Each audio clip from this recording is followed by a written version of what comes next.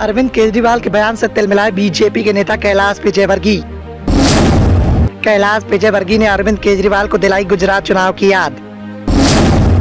मध्य प्रदेश में आम आदमी पार्टी की एंट्री से मुश्किल में शिवराज सिंह चौहान की सरकार। किंग मेकर की भूमिका अदा कर सकती है आम आदमी पार्टी, बीजेपी को मिल सकती है हार। मध्य प्रदेश में विधानसभा चुनाव को देखते हुए बीजेपी और कांग्रेस के द्वारा लगातार सियासी समीकरण को साधने की कोशिश की जा रही है, लेकिन इसी बीच में चौंकाने वाला ऐलान आम आदमी पार्टी के द्वारा किया गया। मध्य प्रदेश में आम आदमी पार्टी की एंट्री से कांग्रेस बेचैन है, तो वहीं शिवराज सरकार भी संकट में दिखाई दे रही है, क्योंकि बीजेपी और कांग्रेस दोनों को इस बात का एहसास है कि यदि मध्य प्रदेश में आम आदमी पार्टी दमदार प्रदर्शन करती है तो शिवराज सरकार के साथ साथ कांग्रेस भी मुश्किल में पड़ सकती है। लेकिन शिवराज सरकार के लिए अरविंद केजरीवाल की आम आदमी पार्टी बड़ा खतरा बन सकती है, क्योंकि यदि आम आदमी पार्टी दमदार प्रदर्शन करते हुए अच्छी खासी सीटों पर जीत हासिल करती है तो फिर चुनाव में मध्य प्रदेश की सियासत को साधने के लिए कांग्रेस और भारतीय जनता पार्टी दोनों के सामने आम आदमी पार्टी को साधना ही एकमात्र विकल्प बचेगा। और ऐसे में कांग्रेस के लिए राह आसान हो जाएगी, क्योंकि विपक्षी एकता के चलते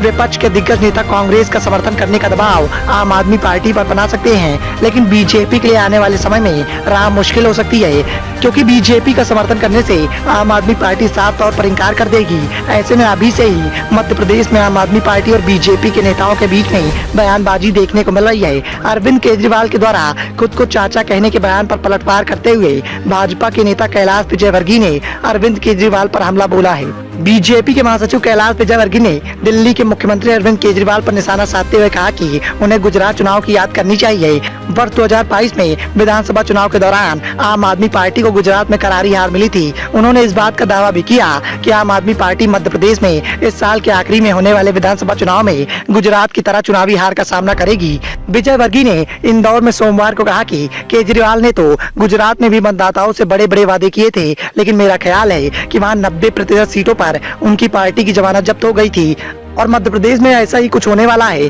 कांग्रेस के राज्यसभा सांसद दिग्विजय सिंह ने सत्तारूढ़ भारतीय जनता पार्टी पर हमला बोलते हुए हाल ही में इस बात का आरोप लगाया था कि हरियाणा की नूह हिंसा की तरह मध्य प्रदेश में भी सांप्रदायिक दंगा कराने की बीजेपी के द्वारा साजिश रची जा रही है। विजयवर्गीय ने इस पर भी पलटवार करते हुए कहा कि अब किसी की बातों का कोई भरोसा नहीं है, किसी की बातों को हम गंभीरता से नहीं लेंगे। भाजपा महासचिव ने कहा कि सांप्रदायिकता का माहौल बिगाड़ने की कोशिश करने वालों को कुचलने में मध्य प्रदेश का शासन पूरी तरह से सक्षम है, लेकिन जिस तरह की बयानबाजी कांग्रेस, आम आदमी पार्टी और बीजेपी के बीच में चल रही है, उससे कहीं न कहीं मध्य प्रदेश की सियासत का मुकाबला त्रिकोणीय होता दिखाई दे रहा है। साथ ही आम आदमी पार्टी की एंट्री के बाद से ये मामला त्रिकोणीय होता दिखाई दे रहा है। अभी तक मध्य प्रदेश की सियासत पर कांग्रेस और बीजेपी के द्वारा अपनी अपनी हिस्सेदारी लगाई जा रही थी, लेकिन आम आदमी पार्टी की एंट्री के बाद मध्य प्रदेश की शिवराज सरकार को इस बात की बेचैनी सता रही है कि यदि आम आदमी पार्टी मतदाताओं पर अपना जादू चलाने में कामयाब हो जाती है तो फिर शिवराज सरकार संकट में पड़ जाएगी और बीजेपी हाईकमान को भी